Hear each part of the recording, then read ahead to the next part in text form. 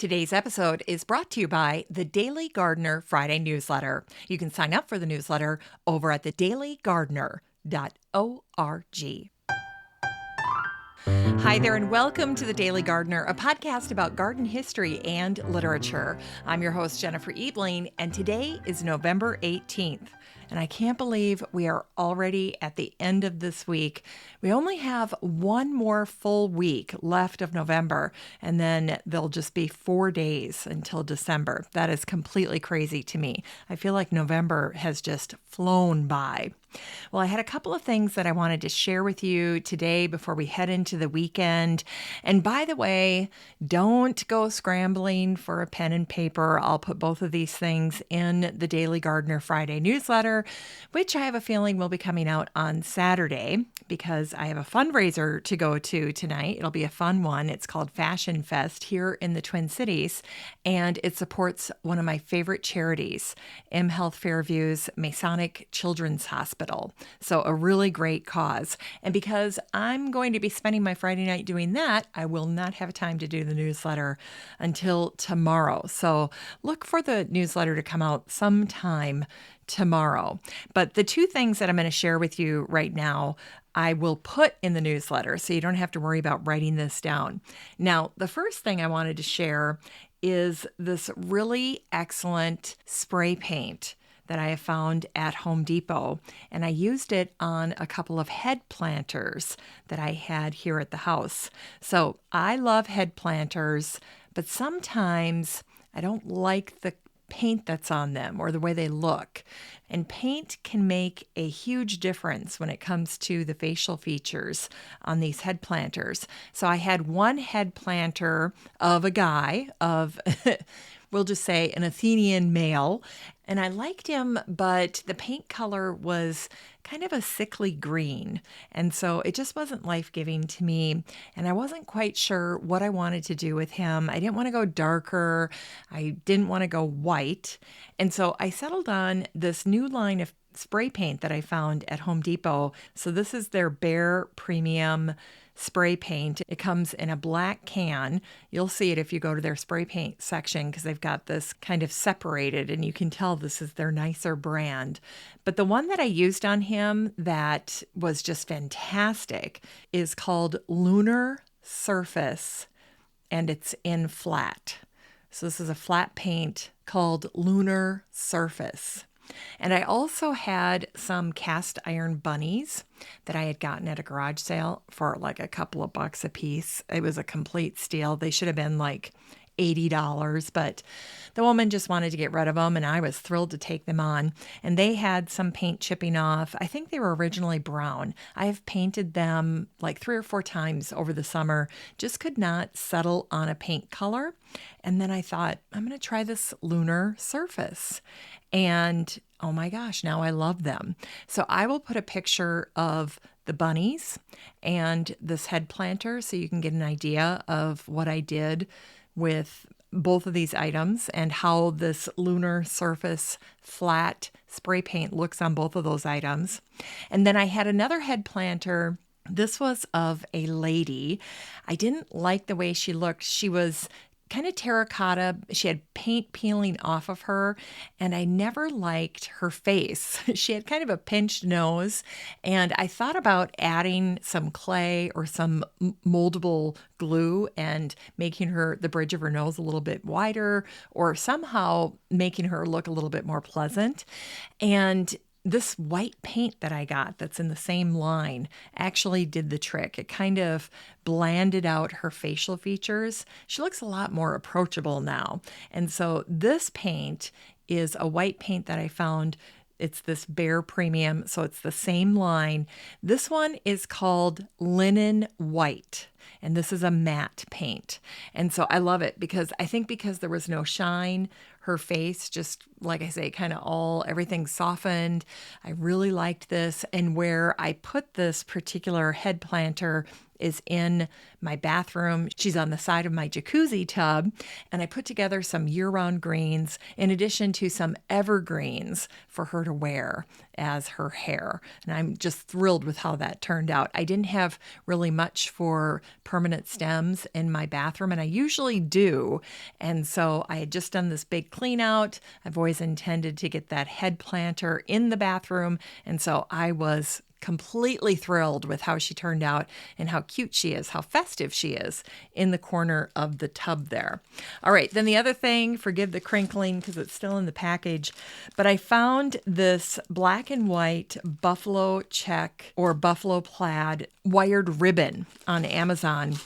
And what I really liked about this particular ribbon that I got is I was able to get 50 feet. So it was much more of a bargain than buying the smaller rolls. And because I have completely coordinated my front porches both here and at the cabin, I do the same thing for both because that way I can mix and match. And that way when I'm working on design for my porch here at home, I can be thinking about how I want to tweak it just a little bit for up at the cabin. I can bring things from the cabin that don't work and they'll work better down here. Just kind of depends. So I love that I did that. And one of the things that I've done at both is that I've incorporated the black and white buffalo plaid into either pillows or cushions on my seating on the porches. Up at the cabin, I did both the seat and the back cushion in buffalo plaid. It looks so cute, so inviting. It looks very country ski chalet, I will say. And then here in Maple Grove, I bought these really huge oversized pillows for fall, and I loved them, but they have a very limited shelf life. And so I took this buffalo plaid fabric and I just safety pinned it around these very oversized sweater pillows. And so all I do there is I wrap it like a present and I safety pin it together. You never see the safety pins. They're on the back of the pillow.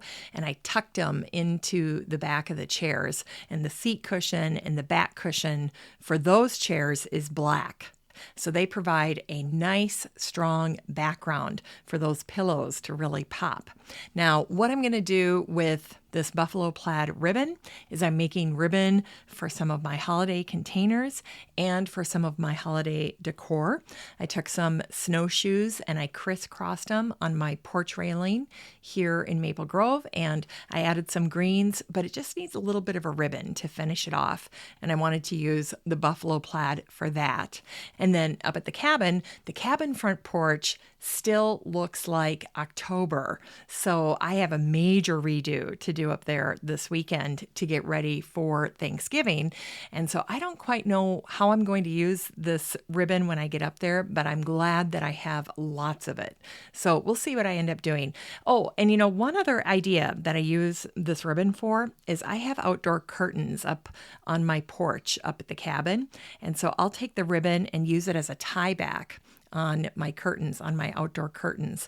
And that's really cute. And it's also wonderful that it doesn't take a lot of the ribbon to do that. That porch faces west and it gets a very strong sunset that just shines in there.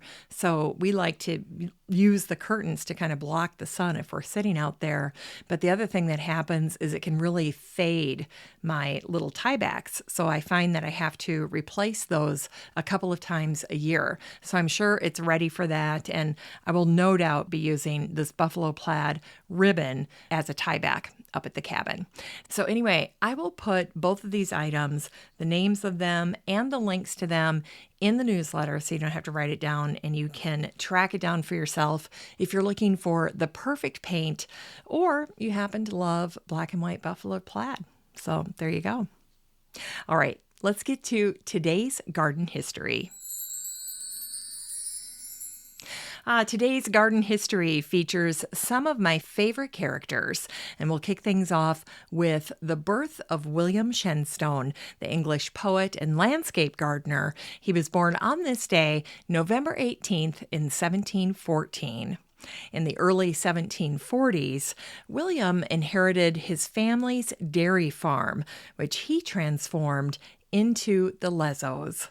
The transfer of ownership actually lit a fire under William, and he immediately started by changing the land into a wild landscape, something that he referred to as an ornamented farm.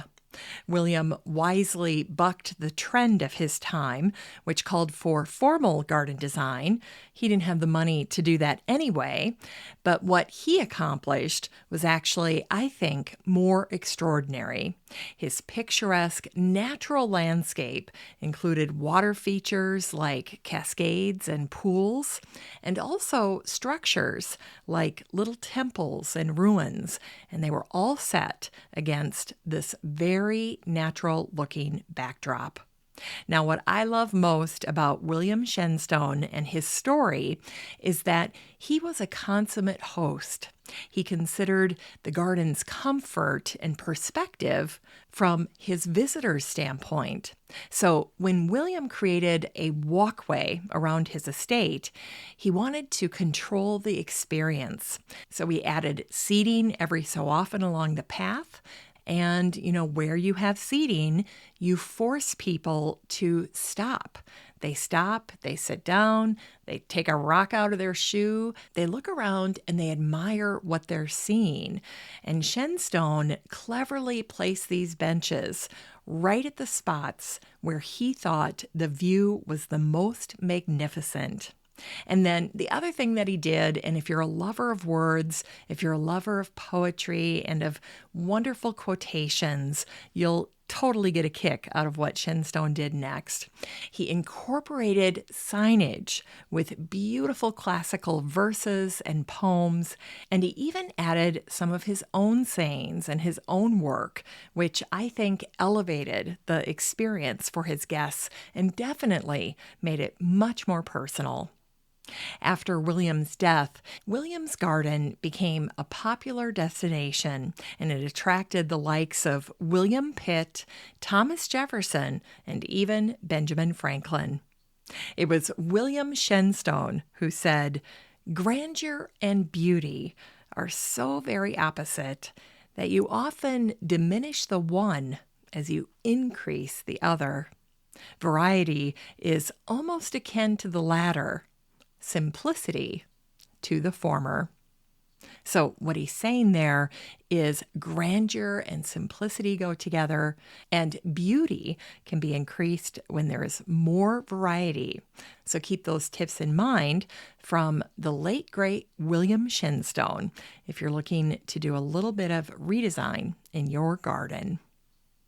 All right, today we also celebrate the birthday of the Swiss botanist Leo Lesquereux, who was born on this day, November 18th, in 1806. Leo was born with a naturalist's heart. He was a self-described dreamer, and he loved going out into the forest, collecting all kinds of flowers and specimens for his mom. Sadly, when Leo was just 7 years old, he was outside on one of his little nature treks, and he fell off the top of a mountain. He was carried back to his home completely unconscious, with multiple injuries to his body, as well as head trauma, and he remained motionless and unconscious for 2 weeks. His survival was a miracle, yet the fall resulted in hearing loss that would eventually leave Leo utterly deaf by the time he was a young man. Well, despite the fall, nature still ruled Leo's heart. As he matured, he tried to provide for his family as a watchmaker, but he found himself returning again and again to the outdoors. Eventually, Leo began to focus his efforts on peat bogs, and his early work conserving those bogs attracted the attention of Louis Agassiz of Harvard, who invited Leo to bring his family to America. Now, when he arrived, Leo was working for Louis Agassiz, and he was classifying the plants that Agassiz had discovered on his expedition to Lake Superior. But on Christmas Eve in 1848, the great Asa Gray asked Leo to help William Starling Sullivan, the botanist.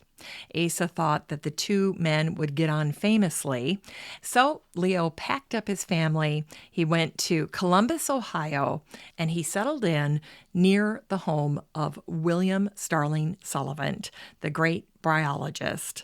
Now, bryology is the study of mosses, and the root word of bryology is bryos. It's a Greek verb that means to swell, and it's the etymology of the word embryo. Bryology will be easier to remember if you think of the ability of moss to expand as it takes on water. And as we talked about earlier this week about the Solway moss, which was a ginormous peat bog, peat and moss share that same characteristic. They both can take on massive amounts of water and swell. So the fact that Leo, who was working with peat bogs, and William Starling Sullivan, who was studying mosses, end up collaborating together, well, it just made perfect sense. And both men had the right temperament for working with mosses. Mosses require patience and close observation, scrupulous accuracy, and discrimination. It can be hard to tell one moss apart from another. And of course, we're talking about very, very small plants. So that attention to detail is invaluable. Well, together, Leo and William ended up writing the book on American mosses. In 1873, William contracted pneumonia, which is ironically an illness where your lungs fill or swell with fluid, and he died at the end of April of that year. Leo ended up living for another 16 years before dying at the age of 83. It was Leo Lesquereux who said, "My deafness cut me off from everything that lay outside of science. I have lived with nature, the rocks, the trees, the flowers. They know me, and I know them." Great quote by Leo Lesquereux. And today we also celebrate the birth of Asa Gray, the American botanist who was born on this day, November 18th, in 1810. As a professor of botany at Harvard, Asa interacted with the top scientific minds of his time, including Leo Lesquereux and William Starling Sullivan, but also Charles Darwin. In 1857, Asa Gray received a confidential letter from Charles Darwin, and in that letter, Darwin confided, "I will enclose my notions on how nature makes her species, but I ask you not to mention my doctrine." Well, Darwin revealed his concept of natural selection 2 years later in his book, On the Origin of the Species. Asa and Darwin mutually admired each other, although Asa's masterwork, called Darwiniana, deviated from Darwin's because Asa purported that religion and science were not mutually exclusive. Asa was a prolific writer. His most famous work had a very long title. It was called The Manual of Botany of the Northern United States, from New England to Wisconsin and south to Ohio and Pennsylvania inclusive. But today it's known simply as Gray's Manual. When the botanist Joseph Trumbull Rothrock arrived at Harvard, he worked every other day in the private herbarium of Asa Gray.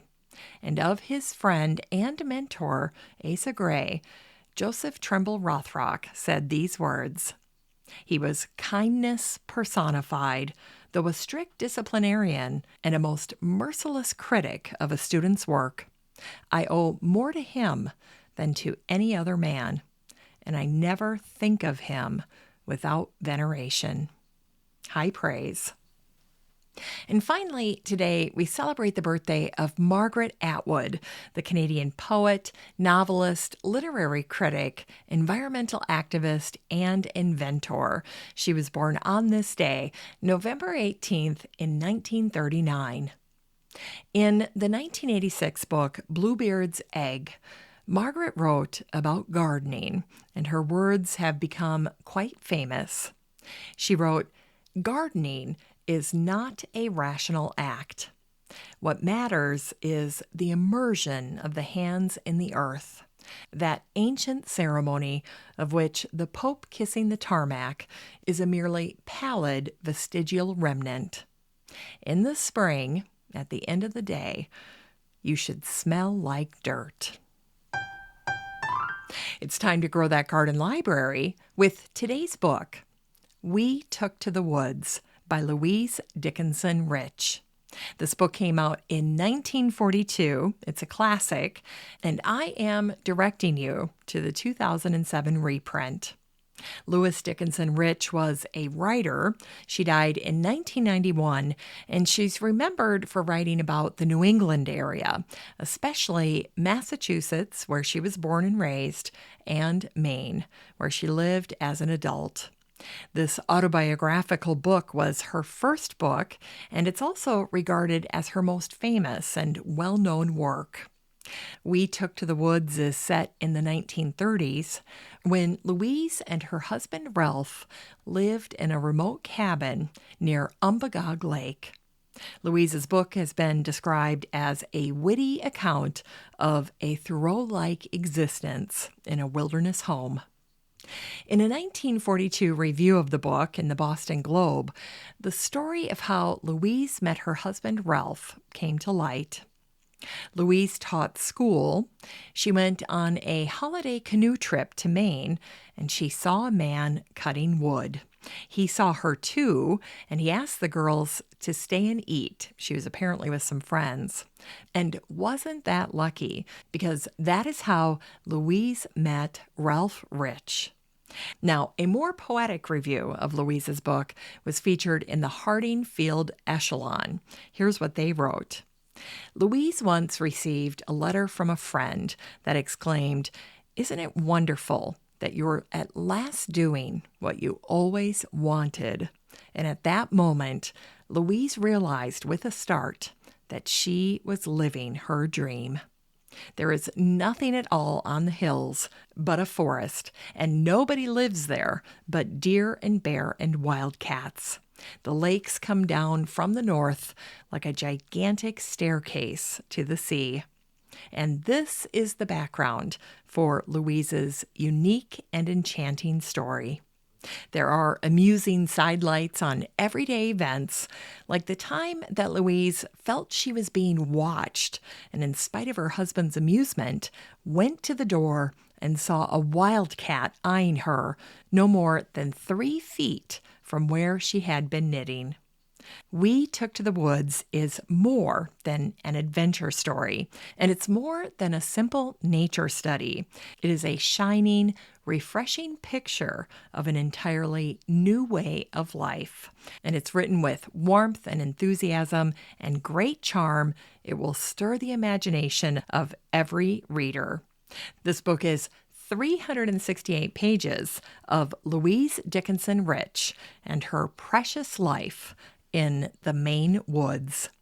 You can get a copy of We Took to the Woods by Louise Dickinson Rich and support the show using the Amazon link in today's show notes for around $2. And for that price, everyone should have it in their garden library.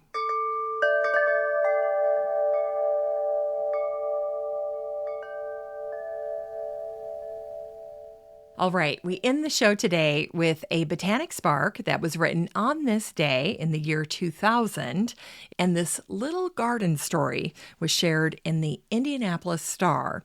It was written by Jean McGroarty, and the title of the article is November Garden Work Inspires.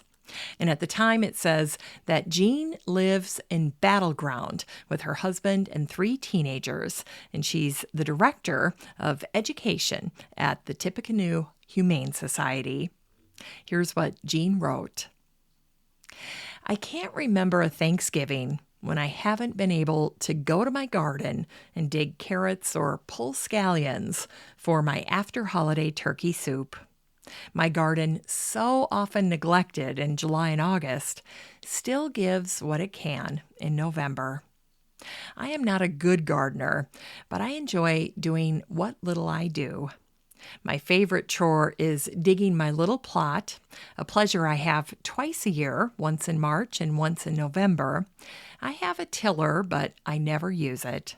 I prefer to use a garden fork with wide, flat tines, a short stem, and a bright red handle. Digging in my garden is a lesson in patience. It gives me time to stop and reflect. And then I love what she says next. She says, "It is a thinkless job." Not a thankless job, a thinkless job. There is no mental work involved, just the rhythm of tapping soil with the tines to find the right spot, pushing the fork into the soil, lifting it up, and turning it over again and again and again.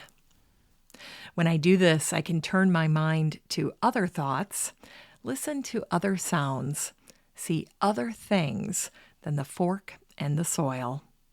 It's a time to reflect on seasons and work and growth deferred, but growth that will come again someday, of how fertile my soil will be in the spring. I listen to squirrels rustling in the dry leaves, the neighbors calling the wayward dog, and the sound of the wind in the bare trees. There are still green things.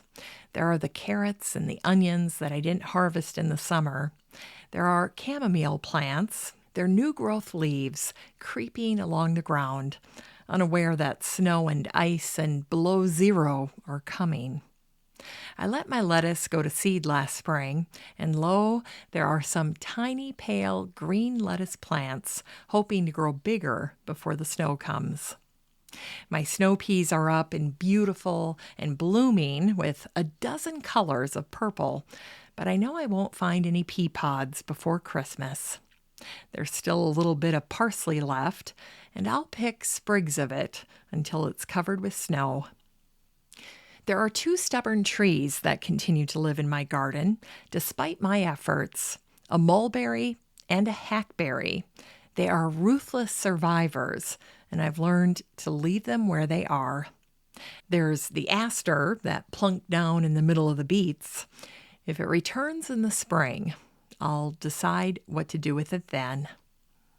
I turn one row at a time, moving from left to right, then back from right to left, tapping, plunging, turning, and thinking about time, about the sadness of summer lost, about gray skies and cold weather, about the little miracles found in a November garden.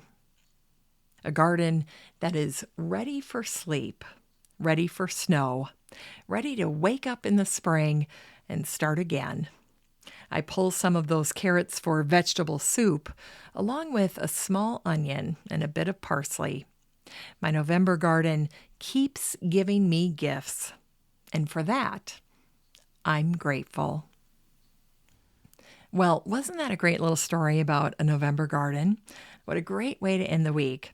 And don't forget to sign up for the newsletter. It'll be coming out tomorrow, so stay tuned. The Friday newsletter on a Saturday, making for a wild and crazy weekend, which it probably is anyway, because it's the last weekend before Thanksgiving. So I know you have plenty to do. Well, thanks again for listening to The Daily Gardener. I so appreciate it. I hope you have a great weekend. And just a reminder that you have a standing invitation to join the free Facebook group for listeners of the show. The next time you're over at Facebook, just search for Daily Gardener Community, where you'd search for a friend and then request to join. And if you'd like more of The Daily Gardener, you can subscribe to the newsletter over at thedailygardener.org. And don't forget that you can also show your support for the show by using the Buy Me a Coffee link over at the website or in today's show notes. This is Jennifer Ebling. Thanks for listening to The Daily Gardener. And remember, for a happy, healthy life, garden every day.